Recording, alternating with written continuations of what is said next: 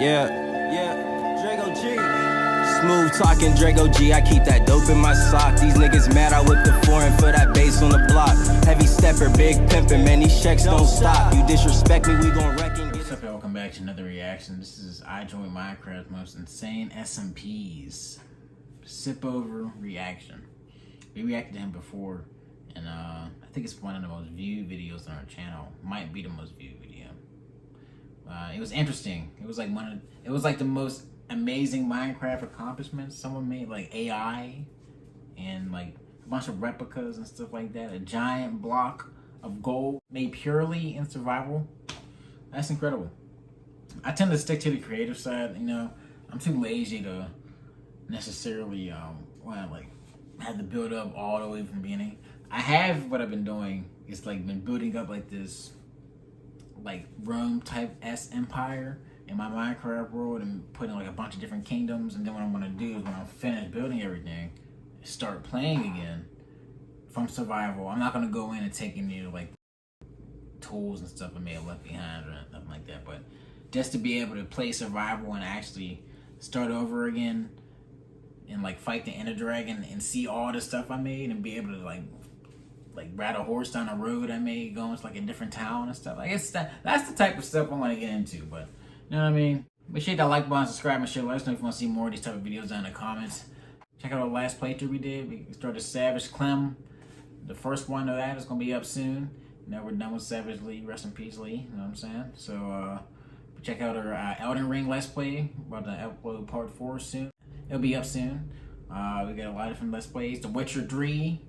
We're doing that now, so check that out. But hey, if you're interested, subscribe. We're gonna hop right into the video.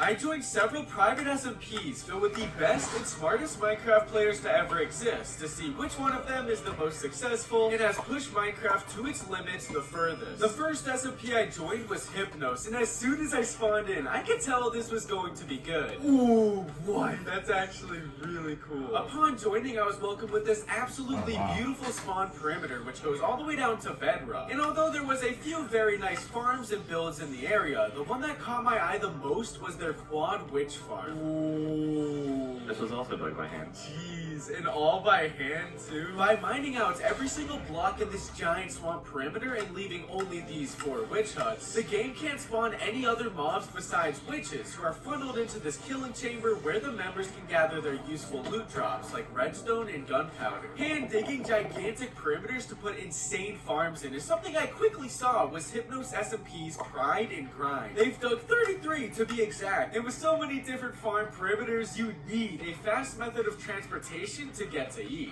Oh, is that it? Bruh, this thing is a humongous. Designed by A1306, this insane Ender Pearl cannon allows you to select any location you want to teleport. And by lining up and exploding thousands of TNT at the same time, the cannon will precisely launch the Ender Pearl to the location you selected instantly. In my case, we teleported a quick 2.4 thousand blocks out, which led to Hypnos' gigantic gas farm perimeter. Bro, you guys like keep one-upping yourself. It's literally nothing. This is one of Hypnos' many nether farm perimeters. It has part of the bedrock floor and the whole roof mined out by using bedrock breakers and an extremely efficient gas farm right in the middle. Oh, look at him move! Oh my god. Oh, bro, look at that, man. This farm works by capturing every single gas that spawns in these glass cages, who are then pushed and funneled up to the player with pistons and redstone to be killed. After that's this, impressive. the members That's really impressive. Show me various other farm perimeters they dug, like their ice farm, their gigantic and quite fresh guardian farm, as well as their absolutely game-breaking iron farm. But by far the most limit-breaking and quite literally the fastest mob farm ever made was what they called EPS. Oh my gosh, this is huge. In the center of the biggest void perimeter on the server lies this mob spawning platform consisted of melons, redstone, and other very complicated chunk manipulation circuits. When activated, its location and complex features allows it to spawn over 4.9 million mobs an hour and forces them into the nether to reduce lag. This is where they are sorted, killed, and end up producing over 3.7 million loot drops an hour. That leaves Hypnos with the fastest mob farm to record, and they also taught me that life is just about having fun digging holes.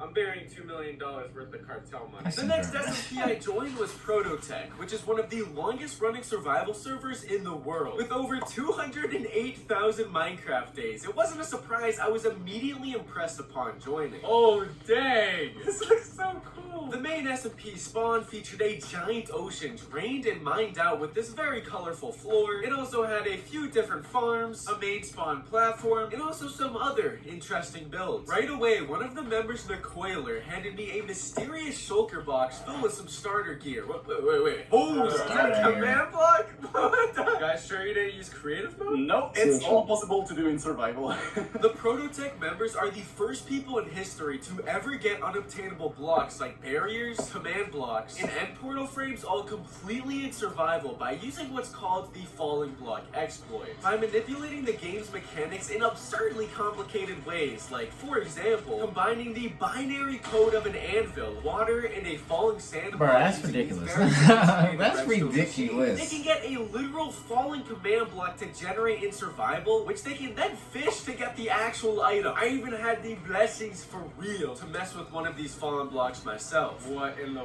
world, dude? Now, unlike many other SMPs who focus on insane farms or builds, I can tell Prototech was simply on that exploitation hustle. Like, just look at their end dimension, which they showed me next. It looks pretty insane, with multiple beautiful builds made around the island, different farms scattered Messianic across order the shit? area, your casual exit portal with 1/4 of the bedrock replaced with pig spawners. But by far, the most barbaric thing I saw there was their methods of getting XP. Do some grinding. I'm at 9 levels right now. Let me get my butterfly click going. Yes, sir. 18, 19, 20, 21. Yeah, you know, most SMPs will have a practical Enderman farm set up to get levels, but these fellas decided to entrap a withering bedrock, and by continuously placing the spawners they got with the fallen block exploits, the wither explodes them, giving a bunch of experience upon breaking. Now, you know, after this, they're bringing me back into the overworld, and I'm thinking that things cannot get any more surreal, and then one of the members starts bringing me to what they call the sand monster. Down a little bit now. Oh, there it is.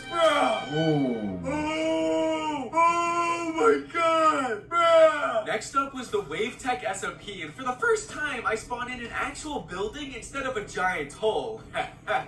Psych! These fellas dug a 720 by 720 perimeter at spawn, all with That's a lot this of beautiful floating floating island build in the middle. This perimeter wasn't dug by hand though, but instead with TNT World Eaters, and the floor pattern was also automated with a smart redstone machine that's computed to know where to place each block. Seeing this, I immediately took a liking to this server. They work smarter and not harder by automating these huge projects. A true CEO grind set, if you must. This billionaire concept was refined to me when they took me over to Main Cove, Minecraft's largest shulker farm. This Okay. is the largest shulker farm in Minecraft. Dang. It all starts with these shulkers here who clone themselves by shooting each other. Their offspring are then transported to these massive portal modules where they constantly duplicate themselves into the nether where they are killed, producing 70,000 shulker shells an hour. They need this many shells to make shulker boxes, which they can store the profits from their other automated assets, like this fish farm, their many end dimension farms, and most of all, their extremely overpowered raid farm. Inside of this gigantic redstone themed perimeter, the members have various villagers and pillagers set up perfectly to where they can manipulate the game to summon a raid whenever they like. This causes a constant overflow of pillagers in this spawning chamber, who are then brought into the nether to be insta-killed, the ravagers disposed of into the void, and the tens of thousands of useful loot drops are collected by this huge storage system. Now, up until this point, all of the perimeters we've seen have been beta status compared to this last perimeter the members showed me. This is our mega nether perimeter. In fact, this is the biggest perimeter to be ever made in Minecraft. This world record perimeter is about 1,000 by 5,000 blocks in size. why, Roughly man? 400 million blocks removed in total, all automated with countless TNT quarries and world eaters. Not only did WaveTech accomplish the world's largest perimeter, but from mining so much of the nether, they achieved a top record net worth of 30,000 ancient debris, which according to my calculations equals 7,500 netherite ingots. Exploiting the working class, automating every asset possible, and abusing animals are all hustles that I can respect. And while we finally checked out this massive crafting system and the decoration they made for it, I can see where the inspiration came from. Oh my god!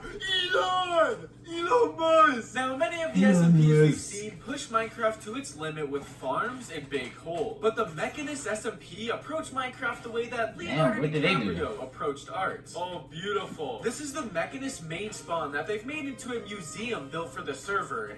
And of course, oh my gosh. Gigantic void perimeter aside, the museum itself was really interesting. They had dozens of map arts on the walls, which were all built by hand to capture these detailed images, which gave the whole server an artsy builder vibe. And as we went into the Nether, it was also like a museum, except this time with actual builds. Oh, dang. Scattered across the Nether rooftop were these super neat little builds, which in themselves were impressive, but most of these were just built to symbolize what was actually on the other side. Like this little bikini bottom, for example. It's nice, but what was on the overworld side of Patrick's Nether portal was completely unexpected. Ooh, weird bikini bottom. The Mechanist drained out this huge chunk of this ocean and terraformed an entirely new landscape, making this beautiful biome. It's even got some pufferfish, vegetation, and of course, you gotta respect the random void hole in the middle. This wasn't the only mega build the members have made though. Back in the Nether, they brought me over to this small nuclear reactor, and as soon as we went through into the overworld, things got real. Oh, let's go. Where do we drop it? Let's go. This is a Minecraft replica of Milta Tower from PUBG, where these SMP fellas just like to host some battle royales. Not only are these sky walls and buildings just really nice, but it's actually a perimeter too, so it goes all the way down to bedrock. Now obviously, with so many insane builds and artwork like this, the members need a lot of farms to get materials for them, some of which being their insane blaze farm, this tree farm that provides all the different kinds of log types, as well as their raid farm, which is pretty similar to Wave Tech's, but theirs is in probably one of the coolest builds so far. What? Sheesh. This is so cool. Not only is the raid farm itself insane, but they built this gigantic sized decorated diner around it. And if you thought that any of the other builds that they made were artistically detailed, they even got the poop machine though. The last SMP I joined was Kronos, which probably had one of the coolest spawns so far. Ooh, sheesh. Dang. Along with this spawn, the Kronos members have various other beautiful builds across the SMP, but as I toured, the most impressive part about the server was their self-sustainability. From small to large, Kronos had the best farms for everything you'd need in a practical survival experience, rather than the flashy ones for show. Like, just look at this giant tree farm they built. It is the fastest to ever exist. With over 12 withers stuck in glass cages destroying trees that are grown automatically, this farm produces 464,000 logs an hour. So it's safe to say that these fellows will never have to mine a tree again, but they also had other natural resource farms, like this cobblestone generator, which provides 690,000 cobble an hour. Their basalt farm that produces 1.7 million basalt an hour, and probably the wackiest but coolest one of them all was their sand concrete farm. By repeatedly launching sand gravity blocks into the end with this complex machine, the sand that appears on the other side will actually be duplicated, producing over 192,000 blocks an hour. They've even modified this machine to where if they use concrete powder instead of sand, it will run the powder through this water system producing concrete, which as you can see they've clearly used for a lot of builds like at spawn. Now as we neared the last tour destination, I realized that throughout the entire 5 SMPs I hadn't seen a single Among Us. On a real note though, if you enjoyed this video, I love you. It took like I said, man, I'm trying to get back into Minecraft, and seeing stuff like this really makes me intrigued.